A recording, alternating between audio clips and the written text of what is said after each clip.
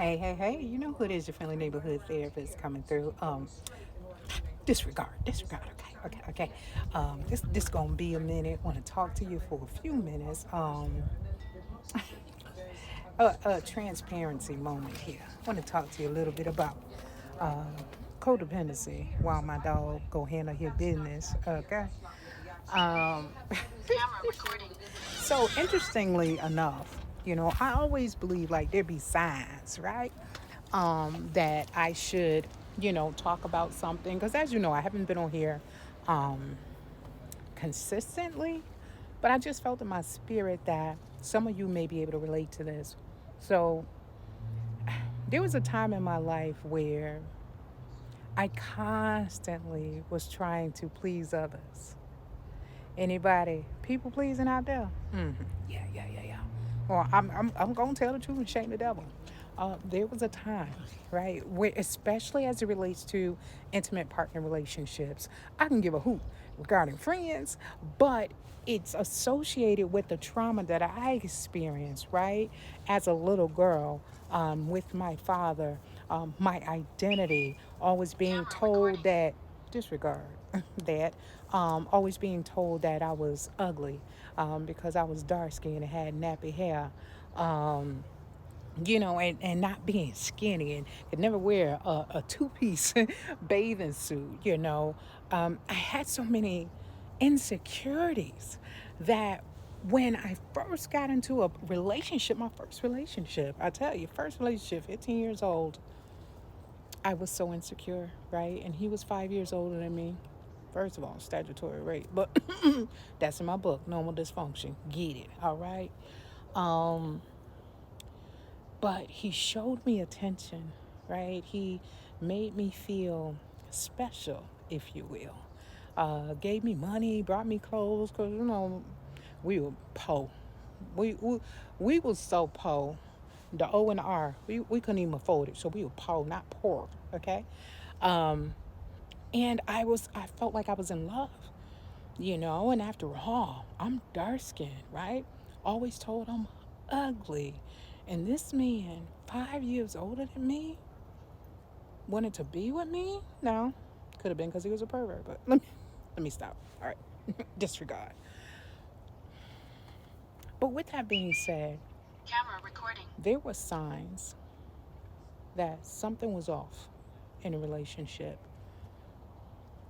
but I disregarded it because I was so focused on pleasing him. I was so focused on, and I mean pleasing to my own detriment, right? It's one thing to have a heart after God, it's one thing to give, it's one thing to bless people, but I'm talking about when to your own detriment, you people pleasing, huh? To the point where there's consequences, right, in your life because you keep doing it over and over again. And, it's just the fact that I've seen a lot with my clients this week, last week, and it got me to thinking about myself. And, I thought about it, I said, Lord, I think people don't even know that people pleasing can be, and I'm not saying all the time, people pleasing along with some other um, things going on, right? Some other characteristics. And it's about 10 of them that I'm going to talk about in sequence over time. Yeah, that's a big one as it relates to codependency. And a lot of people don't even know that's what that is. You know how many people have in session and they talk about these things? It's like a perpetual, pervasive situation, every single relationship, right? And here's the thing, I just gave the example about an intimate partner situation where people pleasing was to my detriment. Um, but sometimes it's in your family. Okay, tell the truth and shame the devil. Sometimes you doing so much and you don't realize the place in which that's coming from. Once again, I'm not saying if you have a heart of gold and you just like helping me, I ain't talking about that. All right, because I know how y'all like to get. But I'm talking about for those of you like myself You can take a look back. You can reflect over your life and think about the number of times you ended up in relationships with people that took advantage of you, right? Through manipulation. There's so many other ways. Codependency is a beast, right? It is a beast. And people find themselves so unhappy for so long in not understanding the pattern, right? After all, we just want to be loved, right? We just want to feel special. But it becomes a problem when you have, sorry for the car in the background,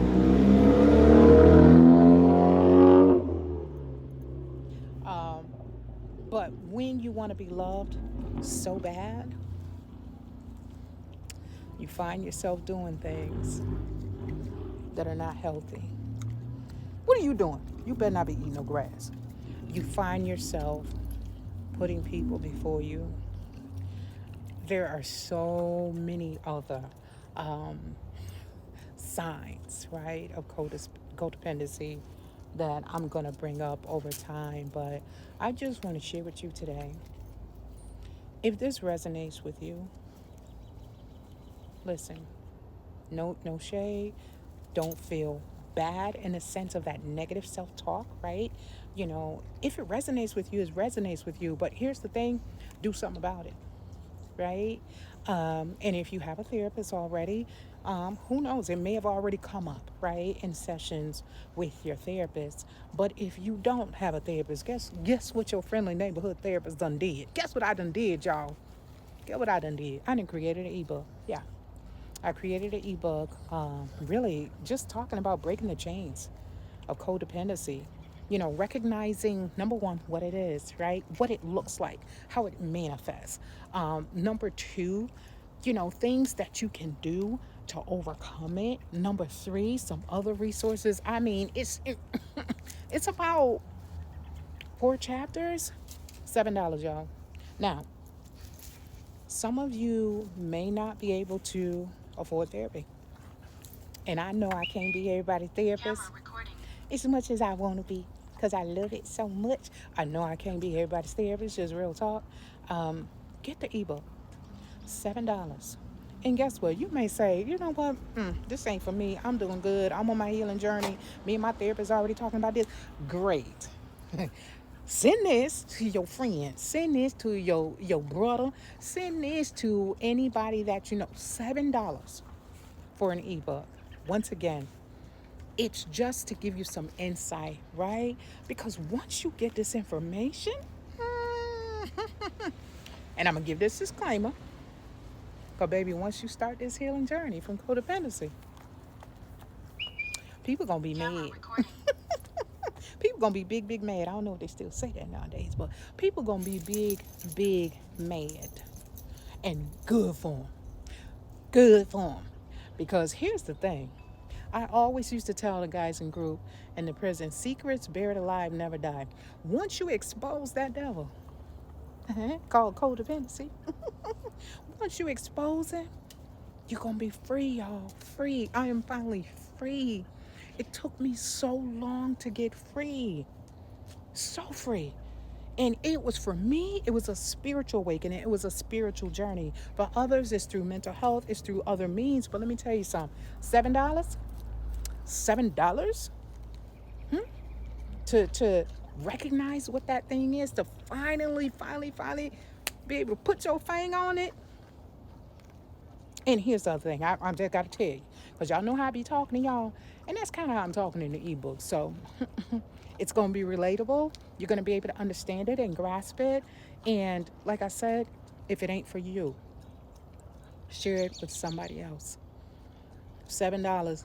What costs $7 nowadays? Shoot, eggs probably cost 8 or 10. Get an ebook for $7. Remember, this is not for you to use alone, but with other means of you being on your healing journey, right? You can use it in conjunction with therapy or otherwise, and your spiritual journey. I love you guys. Y'all have a blessed day. Like, share, link in the bio. Get it now. See,